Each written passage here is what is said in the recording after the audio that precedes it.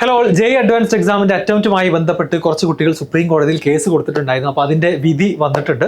Actually നിങ്ങൾക്ക് അറിയുന്നുണ്ടാകും, already November 5-നാണ് നമ്മളോട് joint admission board അറിയിച്ചത് ജെ അഡ്വാൻസ്ഡ് എക്സാമിന്റെ നമ്പർ ഓഫ് അറ്റംപ്റ്റ് കൂട്ടാൻ പോവുകയാണ്, 3 ആക്കുകയാണെന്നുള്ളത്. അത് കേട്ട ഉടനെ തന്നെ നമ്മുടെ DTU പോലെ അതുപോലെ ഡിഫറെന്റ് NITC-ലുള്ള സ്റ്റുഡൻസ് ഒക്കെ ഡ്രോപ്പ് ഔട്ട് ചെയ്തിട്ട് പ്രിപ്പറേഷൻ സ്റ്റാർട്ട് ചെയ്തിട്ടുണ്ടായിരുന്നു. അത് കഴിഞ്ഞ് നവംബർ 18-നാണ് ആ ഡിസിഷൻ റിവേർട്ട് ചെയ്യുന്നത്. തിരിച്ച് പഴയ പോലെ തന്നെ 2 അറ്റംപ്റ്റ് മാത്രമേ ഉണ്ടാകൂ എന്നുള്ള ആ ഒരു ന്യൂസിലേക്ക് തിരിച്ചു പോയത്. അപ്പോൾ അതിൽ നിന്ന് അതിനെ ബന്ധപ്പെട്ട് ഈ ഒരു ഡ്രോപ്പ് ഔട്ട് ചെയ്ത കുട്ടികൾക്ക് സത്യം പറഞ്ഞു കഴിഞ്ഞാൽ അവരാകെ കുടുങ്ങിയ അവസ്ഥയാണ്. കോളേജിൽ നിന്ന് ഡ്രോപ്പ് ഔട്ട് ചെയ്യുകയും ചെയ്തു, നമ്പർ ഓഫ് അറ്റംപ്റ്റ് ലിമിറ്റ് ചെയ്യുകയും ചെയ്തു. അങ്ങനെ അവർ സുപ്രീം കോടതിയിൽ കേസ് കൊടുത്തു. കഴിഞ്ഞ കുറച്ച് ദിവസങ്ങളായിട്ട് അതിന്റെ വിചാരണ നടന്നുകൊണ്ടിരിക്കുകയായിരുന്നു. അതിന്റെ എന്ത് വന്നിട്ടുണ്ട്, ഫൈനൽ വിധി വന്നിട്ടുണ്ട്. അപ്പോൾ സുപ്രീം കോടതി പറയുന്നത് says no third attempt for J advanced എക്സാമിന് മൂന്നാമത്തെ അറ്റംപ്റ്റ് എന്ന് പറയുന്നത് തിരിച്ചു കൊണ്ടുവരുന്ന ആ ഒരു കാര്യത്തിൽ എന്ത് ചെയ്യില്ല, സുപ്രീം കോടതി ഇടപെടില്ല എന്ന് തന്നെയാണ് പറഞ്ഞിട്ടുള്ളത്.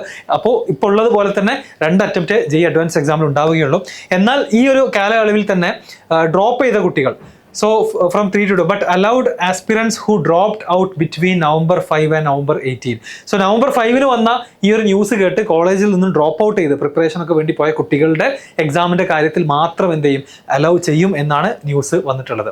അപ്പോൾ ഇതാണ് ഇതിന്റെ ഏറ്റവും ലേറ്റസ്റ്റ് ആയിട്ടുള്ള വിധി എന്ന് പറയുന്നത്. അപ്പോൾ ഒരുപാട് കുട്ടികൾ ഇപ്പോഴും ഇതിന്റെ ഡിസ്കഷനിലും അതുപോലെ തന്നെ കുട്ടികളും പാരൻസ് ഒക്കെ 2 സൈഡിലും ഒപ്പീനിയൻസ് ഉണ്ട്. 2 തന്നെ മതി എന്ന് പറയുന്നവരുണ്ട്, 3 അറ്റംപ്റ്റ് വേണമെന്ന് പറയുന്ന ആളുകളുണ്ട്. അപ്പോൾ supreme court won't interfere with JEE attempt reduction policy.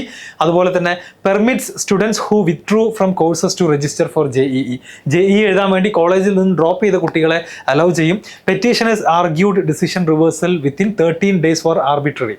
അത് 13 ദിവസം കൊണ്ട് 3 അറ്റംപ്റ്റ് ഉണ്ട് എന്ന് പറയുന്ന ആ ഒരു ഓപ്പർച്യൂണിറ്റി കൊടുത്തിട്ട് വെറും 13 ദിവസം കൊണ്ട് അത് തിരിച്ച് എടുത്തിട്ടുള്ളത് തീർച്ചയായിട്ടും എന്താണ്, വളരെ ആർബിട്രറി ആയിട്ടുള്ള ഒരു ഡിസിഷൻ ആണെന്നും അതിനെതിരെയാണ് കേസ് കൊടുത്തിട്ടുണ്ടായിരുന്നത്. അപ്പോൾ അത് ആക്ച്വലി എന്ത് ചെയ്തിട്ടുണ്ട്, സുപ്രീം കോടതിയും അഗ്രി ചെയ്തിട്ടുണ്ട്. പക്ഷെ എന്നാൽ പോലും നമ്മുടെ ജോയിന്റ് അഡ്മിഷൻ ബോർഡും അതുപോലെ തന്നെ IITs-ഉം എടുത്തിട്ടുള്ള ആ ഒരു ഡിസിഷനെ ഓവർകം ചെയ്യേണ്ടതില്ല എന്നാണ് സുപ്രീം കോടതി ഫൈനലി പറഞ്ഞിട്ടുള്ളത്. So on Friday granted relief to students who challenged the decision to reduce the number of attempt for joint entrance examination advanced from 3 to 2, ruling that petitioners who dropped out of their courses between November 5 and November 18 will be allowed to take the exam എന്നുള്ളതാണ് supreme കോർട്ടിന്റെ ruling. However the court refused to interfere. എന്ത് ചെയ്യുന്നില്ല, ഈ അറ്റംപ്റ്റിന്റെ നമ്പറിൽ മാറ്റം വരുത്താൻ സുപ്രീം കോടതി ഇടപെടുന്നില്ല with the decision of authorities to reduce the number of attempts for JEE advanced. അപ്പോൾ ഈ കാര്യത്തിൽ ഏതായാലും ഒരു ഫൈനൽ തീരുമാനം വന്നിരിക്കുകയാണ്. ഇനി ഗോയിങ് ഫോർവേഡ് ഭാവിയിലും JEE അഡ്വാൻസ്ഡിന് 2 അറ്റംപ്റ്റ് തന്നെ ഉണ്ടായിരിക്കും എന്ന് തന്നെ നമുക്ക് പ്രതീക്ഷിക്കാം.